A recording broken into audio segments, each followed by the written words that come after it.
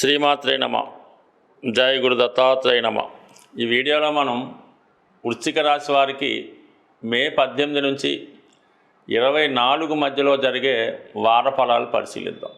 మరి ఈ రాశి వారికి గత కొంతకాలంగా లాభస్థానంలో ఉంటూ మంచి మంచి సలహాలు ఇస్తూ సమయానికి మీ సమస్యల నుంచి బయటపడవేసే ఒక కేతుగ్రహం ఇప్పుడు ఈ వార ప్రారంభంలో దశమ స్థానంలోకి మారడం జరుగుతుంది.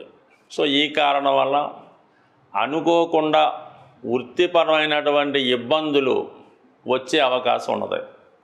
అంటే ఎలాగైనా ఈ వృశ్చిక రాశి వారికి రాశ్యాధిపతి కేతువు దశమ స్థానంలో ఉండడం వల్ల చాలా వరకు వృత్తిలో కొంత కమాండింగు సెల్ఫ్ కాన్ఫిడెన్స్ పెరిగినప్పుడు కూడా చాలా వరకు వృత్తిలో వేధింపులు ఇబ్బందులు వచ్చే అవకాశం ఉన్నది. ఇక రాశ్యాధిపతి కుజుడు భాగ్యస్థానంలో సంచరిస్తూ బలహీనమైనటువంటి నీచ స్థితిలో ఉండడం వల్ల చాలా వరకు ఈ రాశి వారికి వృత్తిపరంగా కొన్ని అనుకోని ఇబ్బందులు, తప్పనిసరిగా వృత్తిలో మారవలసినటువంటి పరిస్థితులు కూడా వచ్చే అవకాశం ఉన్నది. అయితే ఇంకొక యాంగిల్లో ఏదైనా ట్రాన్స్ఫర్ కోసం ప్రయత్నం చేస్తుంటే, లేదంటే ఒక ఉద్యోగం నుంచి వేరే ఉద్యోగానికి మారడానికి ప్రయత్నం చేస్తున్నా కూడా ఇది చాలా వరకు మీకు సక్సెస్ అయ్యే అవకాశం ఉంది. సో ఈ విధంగా అది వారి వారి ఉద్యోగ స్థాయిని బట్టి, ప్రభుత్వ ప్రైవేటు ఉద్యోగాలను బట్టి ఉంటుంది. బట్ ఏదైనా వృత్తిపరంగా కొన్ని తప్పనిసరి మార్పులు వచ్చే అవకాశం ఉన్నది. అలాగే రాహు ఈ వారంలోనే చతుర్థ స్థానంలోకి రాబోతున్నాడు.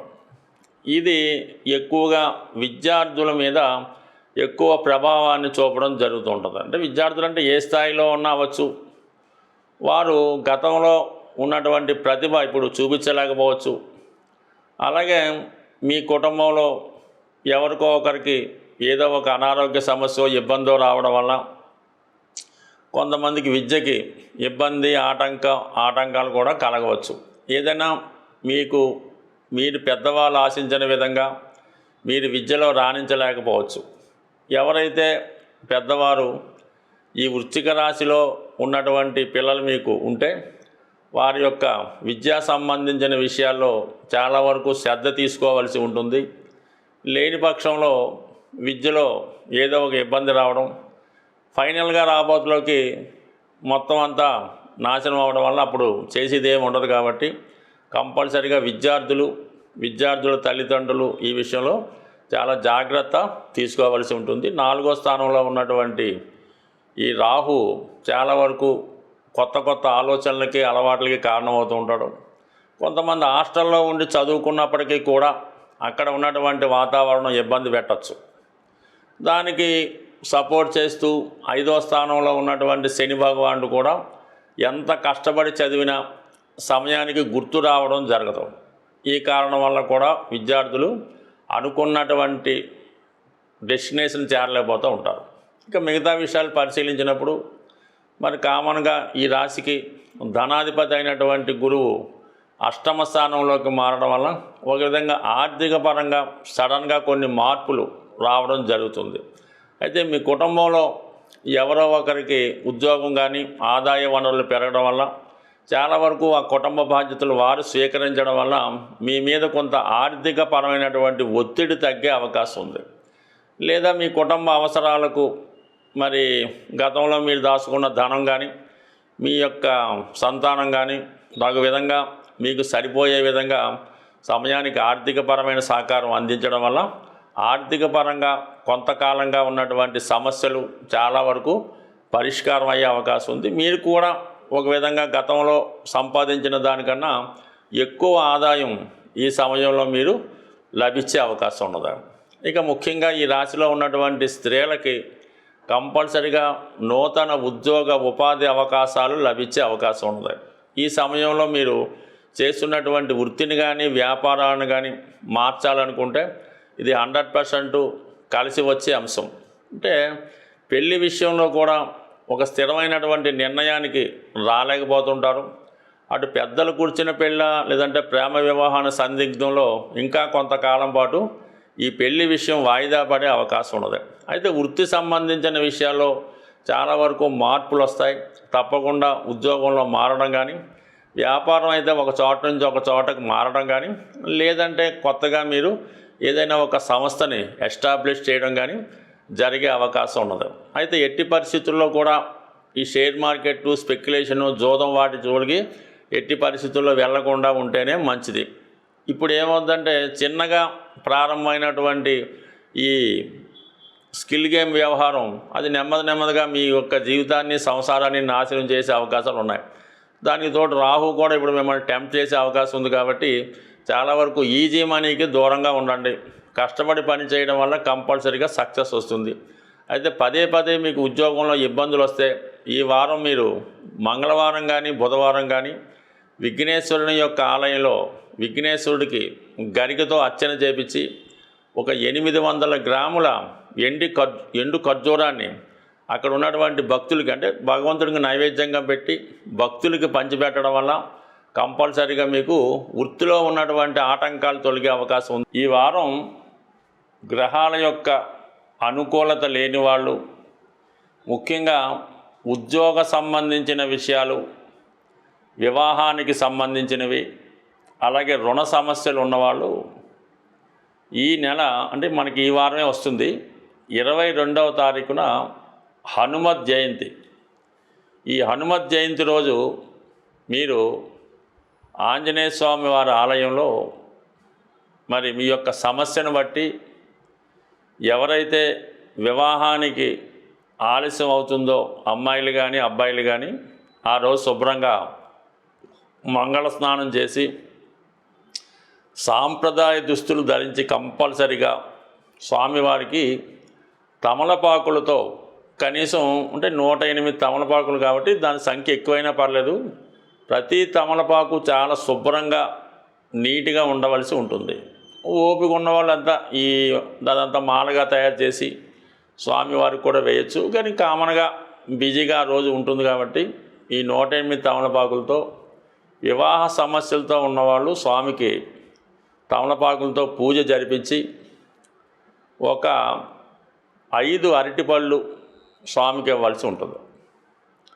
ఎవరైతే ఉద్యోగం లేక ఇబ్బంది పడుతున్నారో అటువంటి వాళ్ళు అదే రోజు స్వామికి సింధూరంతో అభిషేకం చేయించవలసి ఉంటుంది.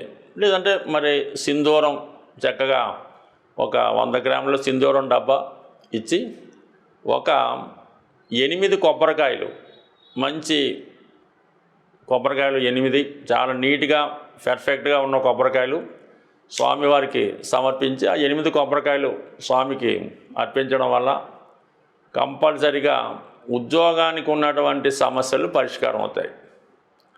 అలాగే మీరు ఇచ్చిన డబ్బులు తిరిగి రావడం లేదు, అలాగే భార్యాభర్తల మధ్య గొడవలు చికాకులు, ఇతరులు ఏదో ఇబ్బంది పెడుతున్నారు, అన్నదమ్ముల సమస్యలు అనుకుంటే స్వామివారికి అదే రోజు వడమాల సమర్పించడం వల్ల కామన్గా మీకు రావలసినటువంటి ధనం తిరిగి రావడం జరుగుతూ ఉంటుంది. ఇక ఫైనల్గా చాలా ఇబ్బందికరంగా ఉన్నది, అంటే జీవితంలో రోజు గడవడానికే కష్టంగా ఉన్నది అనుకున్న వాళ్ళు మీకు తోచిన విధంగా పులిహార తయారు చేయించి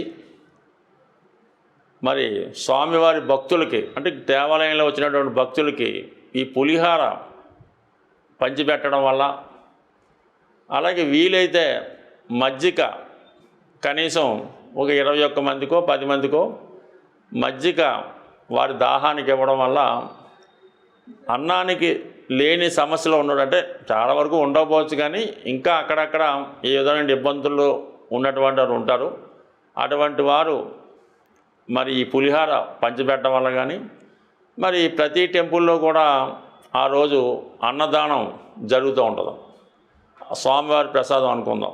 దాంట్లో మీరు కొంతైనా అందులో పాల్గొనే కూరగాయలు బియ్యము ఏదో ఒకటి ఇచ్చి ఆ వడ్డన కార్యక్రమంలో ఈ భక్తులు భోజనం చేసిన తర్వాత వారి యొక్క ఈ మిగిలిన ఆకులు అన్నీ శుభ్రం చేసి అవన్నీ పక్కన పెట్టి మళ్ళీ వాళ్ళు తినడానికి శుభ్రంగా క్లీన్ చేయడం వల్ల మీకు ఎటువంటి సమస్య అన్న ఇటువంటిదంటే ఈ ఫైనాన్స్ ప్రాబ్లము, ఫుడ్కి ప్రాబ్లం ఉన్న వాళ్ళకి 100% మీ యొక్క సమస్య పరిష్కారం అవుతుంది.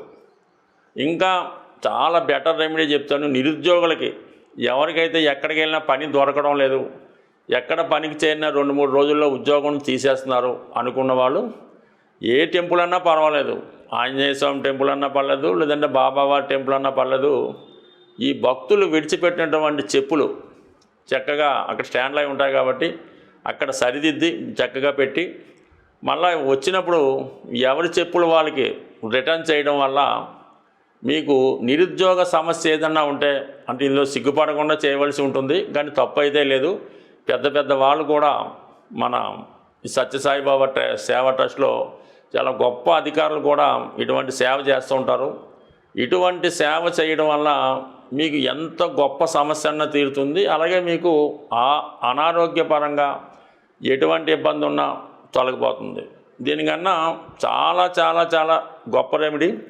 ఆ రెమెడీ చేసి 100 కోట్లకు అధిపతులుగా ఉన్నవాళ్ళు ఈ రోజుల్లో ఉన్నారు. అది మీరు ప్రత్యక్షంగా అటువంటి సమస్యతో ఉన్నవారు మమ్మల్ని కలుసుకున్నా, ఫోన్ చేసినా చెప్పడం జరుగుతుంది. అది పబ్లిక్లో చెప్పడం అంత భావ్యం కాదు. స్వస్తి.